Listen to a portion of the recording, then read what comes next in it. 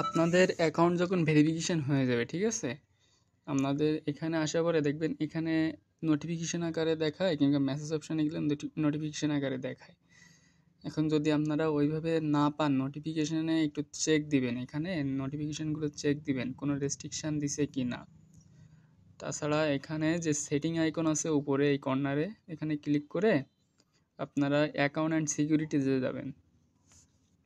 এখানে যাওয়ার পরে দেখেন সিকিউরিটি সেন্টার আছে, এখানে যাবেন। গিয়ে এখানে একটু দেখবেন যে রেস্ট্রিকশানে ক্লিক করে দেখবেন কোনো রেস্ট্রিকশান আছে কি না।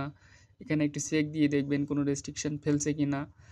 যদি দেখেন যে রেস্ট্রিকশান ফেলছে তাহলে একটা স্ক্রিনশট নিয়ে আগে আমার কাছে দিবেন জমা, ঠিক আছে, যে এই সমস্যা।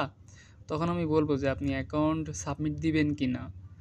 নইলে দেখা গেল রেস্ট্রিকশান পড়ে গেলে ওই অ্যাকাউন্টগুলো আমি সেল দিতে পারি না, ঠিক আছে। ফাও চেক দেওয়া হয়ে যাবে, তখন চেকটা দিয়ে তারপরে আমার কাছে দিবেন এখানে রেস্ট্রিকশানে আছে কি না।